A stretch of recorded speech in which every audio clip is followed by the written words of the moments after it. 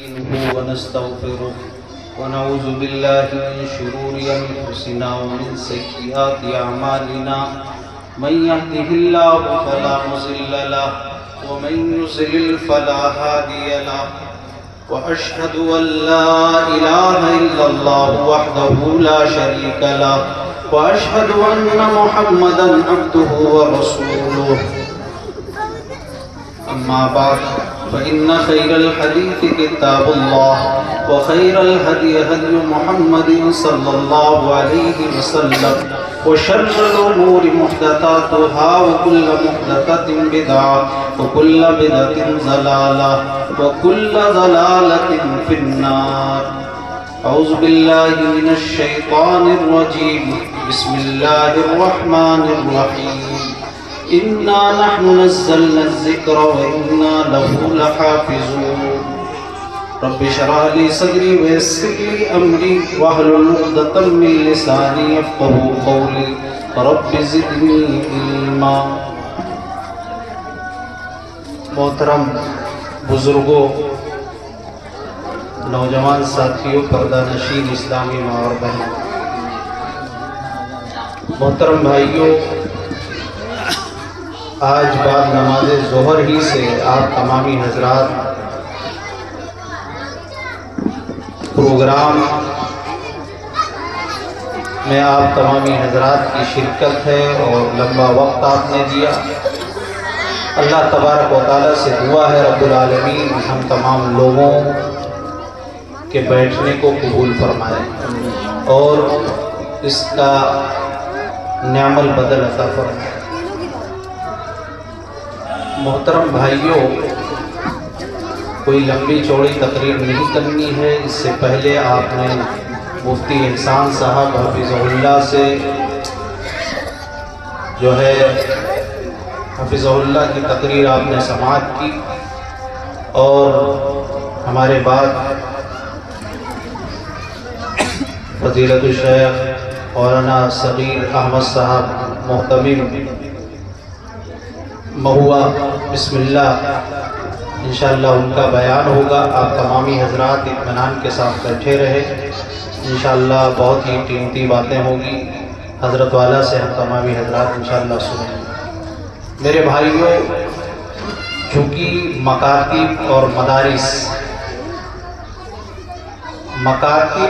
اور یہ مدارس کی اسلام کے قلعے ہیں اور یہ وہ جگہ ہے جس جگہ اللہ تبارک و تعالیٰ کی سب سے عظیم کتاب قرآن مجید کو سکھایا جاتا ہے. نبی اکرم جناب محمد الرسول اللہ صلی اللہ علیہ وسلم نے اسی لیے فرمایا، صحیح بخاری کی روایت ہے، خیرکم من تعلم القرآن وعلمہ، کہ دنیا میں اس شخص سے بہتر کوئی نہیں جو قرآن کو سیکھے اور قرآن کو سکھائے.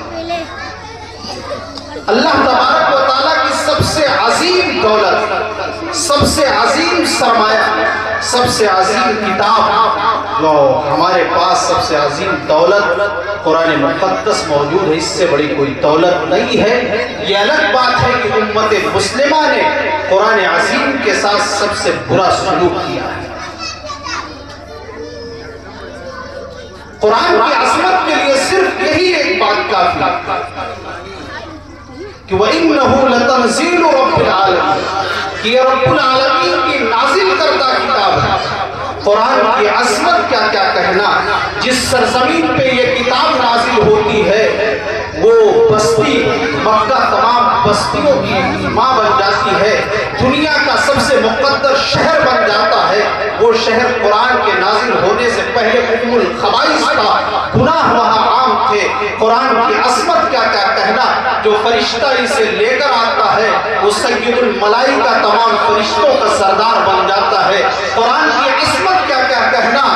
یہ جس مہینے میں نازل یہ کتاب ہوتی ہے وہ تمام 12 مہینوں کا وہ مہینہ سردار بن جاتا ہے.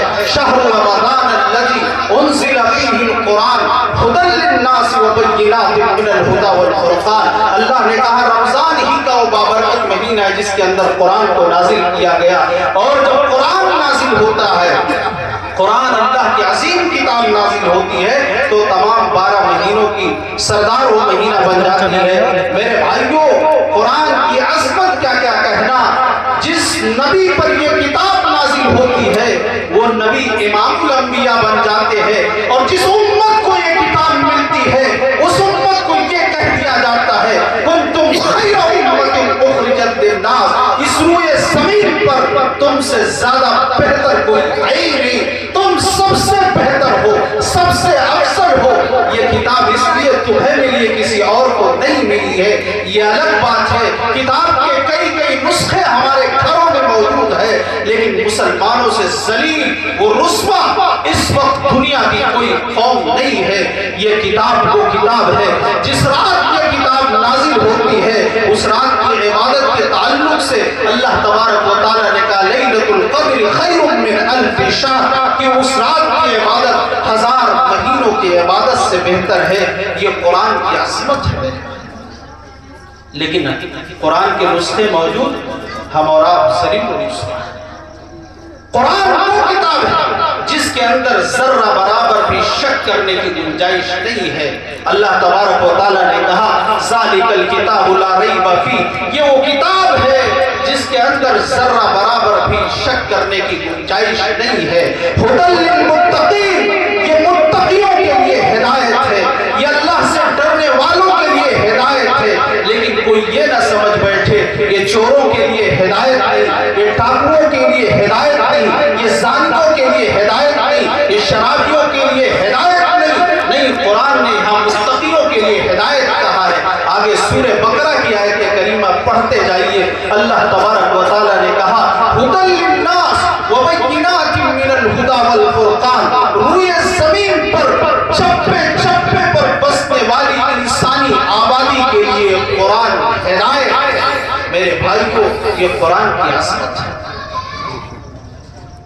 اور قرآن کی عظمت اللہ تبارک و تعالیٰ نے اس سے پہلے بہت سی کتابیں نازل کی، لیکن اللہ تبارک و تعالیٰ نے اس کی حفاظت کی ذمہ داری نہیں لی۔ لیکن کہا تورات کو اتارا تو حفاظت کی ذمہ داری نہیں لی، انجیل کو اتارا تو اس کی حفاظت کی ذمہ داری نہیں لی، زبور کو اتارا تو اس کی حفاظت کی ذمہ داری نہیں لی۔ لوگوں نے تحریف کر ڈالا، بدل دیا، اس کی اصلی شکل کو بدل دیا۔ میرے بھائی کو لیکن جب قرآن کی باری آئی، اللہ تبارک و تعالیٰ نے کہا اِنَّا نَحْنُ نَزَّلْنَا الذِّکْرَ وَإِنَّا لَهُ لَحَافِظُونَ، اس کتاب کا نازل کرنے والا بھی میں اور اس کتاب کا حفاظت کرنے والا بھی میں۔ اس قرآن کے اندر تحریف نہیں کیا جا سکتا ہے، اس قرآن کو مٹایا نہیں جا سکتا ہے، اور قرآن کو مٹانے والے ہر دور میں آئے۔ اور ابھی حال ہی میں ایک شخص گیا تھا سپریم کورٹ کہ قرآن سے 26 آیتیں نکال کر، اس لیے کہ قرآن آیات جہاد کی تعلیم دیتا ہے۔ میرے بھائیوں، شاید ہم نے قرآن پڑھا نہیں، ہم نے قرآن کے مطلب کو سمجھا نہیں۔ ہم قانونی مسلمان ہیں، نام عبداللہ عبد الرحمن ہے، آدھار کارڈ پہ تو مسلمان ہے، لیکن حقیقت میں ہم نے قرآن کی ایک آیت کو بھی کبھی سمجھنے کی کوشش نہیں کی۔ ورنہ آج جو اسلام کے دشمن ہے، اسلام کی جو سب سے بڑی دشمن ہے میڈیا ہے، وہ یہ باتیں نہیں کہتی جو آج کہہ رہی ہے۔ قرآن تو یہ کہہ کر دہشت گردی کو مٹا رہا ہے، من قتل نفسا بغیر نفس او فساد فی الارض فکأنما قتل الناس جميعا، جس نے کسی ایک انسان کو ناحق قتل کر دیا، ہندو ہو، مسلم ہو، سکھ ہو، عیسائی ہو، قتل الناس جميعا، وہ سارے انسانیت کا قاتل ہے۔ اور جس نے کسی ایک انسان کے جان کو بچا لیا، وہ کسی بھی مذہب کا ہو، کسی بھی دھرم کا ہو، من احیاها فکأنما احیا الناس جميعا، گویا اس نے پوری انسانیت کی جان کو بچایا۔ آیات جہاد کی تعلیم، اگر یہ کیا آیات جہاد کی تعلیم، اور ایسے چلانے والے چیخنے والے بہت آئے، لیکن میں بڑی ذمہ داری سے کہتا ہوں 26 آیت تو بہت بڑی بات ہو گئی، ایک آیت بھی بہت بڑی بات ہو گئی۔ ایک زبر اور ایک حرف بھی بہت بڑی بات ہوگی. زبر اور ایک زبر اور زیر ادھر ادھر کسی نے کرنے کی کوشش کی، یہ بھی بہت بڑی بات ہو جائے گی. جس دن کسی نے قرآن کے اندر سے ایک نقطے کو ادھر سے ادھر کرنے کی کوشش کی، ہندوستان کی سرزمین پر نہیں، پوری دنیا کی سرزمین پر اسی دن قیامت برپا ہو جائے گا. اس لیے اس کتاب کی حفاظت کی ذمہ داری اس ذات نے لے رکھی ہے جس کے اشارے کے بغیر دنیا کے اندر درخت کا ایک پتا بھی جنبش نہیں کرتا ہے، نہیں ہلتا ہے. اس ذات نے ذمہ داری اس کی حفاظت کی لی ہے، اس کتاب کو مٹایا نہیں جا سکتا. لیکن آج قرآن ہمارے لیے بہت بڑا ہتھیار ہے، توپ ہے، لیکن توپ سے آج ہم مکھی مارنے کا کام کرتے ہیں. میرے بھائیوں، اس کی ہمیں قدر کرنی چاہیے. امام قرطبی جنہوں نے تفسیر قرطبی لکھی ہے رحمہ اللہ نے، ایک مرتبہ ان کو تاتاریوں نے گھیر لیا. قرآن کے ذریعے اپنے حفاظت کیجیے. تاتاریوں نے گھیر لیا، قتل کرنے کی سازش کی. امام قرطبی رحمۃ اللہ علیہ قرآن کریم کی اس آیت کو پڑھتے ہوئے گزر گئے. وَجَعَلْنَا مِن بَيْنِ أَيْدِيهِمْ سَدًّا وَمِن خَلْفِهِمْ سَدًّا فَأَغْشَيْنَاهُمْ فَهُمْ لَا يُبْصِرُونَ. ایسا لگا تاتاری جتنے تاتاری تھے قتل کرنے پر آمادہ تھے وہ اندھے ہو گئے، وہ نکل گئے. یہ قرآن کی تاثیر ہے، یہ قرآن کی طاقت ہے. اسی لیے دنیا میں ہم وکیلوں کے پیچھے بھاگ رہے ہیں، دنیا کے وکیلوں کے پیچھے، لیکن قرآن سے بڑا کوئی وکیل نہیں ہے. یہ کبھی دنیا کی جو آخری عدالت ہے اللہ کے سامنے بھی یہ ایسی کتاب ہے کہ سفارش کر کے ہماری بخشش کروائے گا، جہنم کی آگ سے بچائے گا. اس وکیل کے پیچھے ہم نہیں بھاگتے.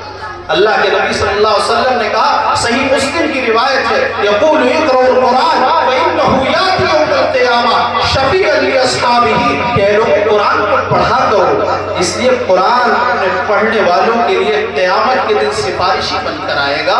اور دوسری روایت کے اندر ہے، اللہ کے نبی صلی اللہ علیہ وسلم نے فرمایا کہ قرآن کہے گا، اے اللہ یہ تیرا فلاں بندہ ہے، یہ راتوں کو جاگ کر تلاوت کیا کرتا تھا، اے اللہ تو اس کو جہنم کی آگ سے بچا لے.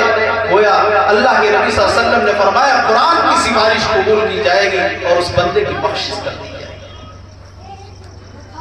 یہ قرآن اتنا بڑا ہے. جب بندہ پھنس جائے گا اللہ کی عدالت کے سامنے ادھر ادھر دیکھنے لگے گا، قرآن اللہ کی کتاب آ جائے گی. اے اللہ یہ وہ بندہ ہے تیرا جو تیری سب سے مقدس کتاب کی، جس نے تیری حفاظت کی تھی، جس نے اس کی قدر کی تھی، اس کی قدر کو پہچان لیا تھا، اس کتاب کی عظمت کو پہچان لیا تھا. اور جب آپ عدالت میں قرآن آپ کی سفارش کرے گا، آپ کو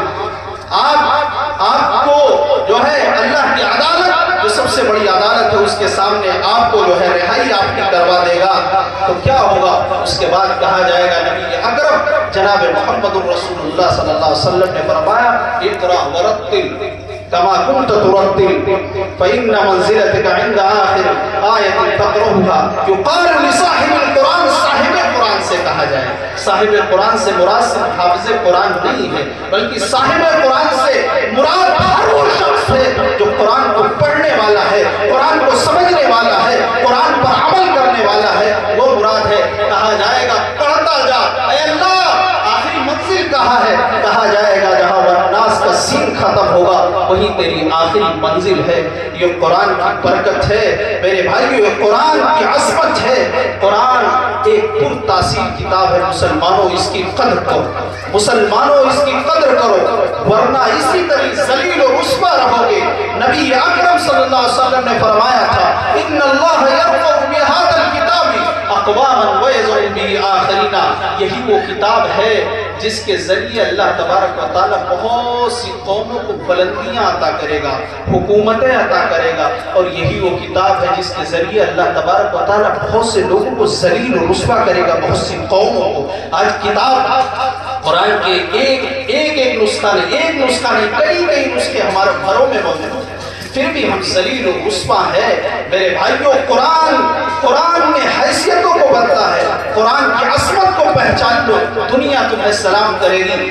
نافع ابن عبد الحارث یہ صحابی رسول ہے، حضرت عمر رضی اللہ عنہ نے ان کو مکہ کا گورنر بنا دیا، چیف منسٹر بنا دیا، مکھمنتری کہہ لیجیے بنا دیا۔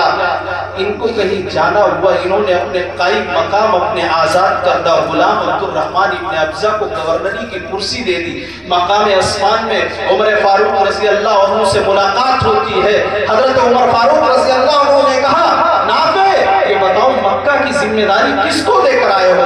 کہا اپنے آزاد کردہ غلام عبد الرحمن ابن ابزہ کو دے کر آیا ہوں۔ کہا یہ غلام مکہ کی حفاظت کیسے کرے گا، مکہ کی گورنری کیسے کرے گا، وجہ بتاؤ ورنہ استعفیٰ دو۔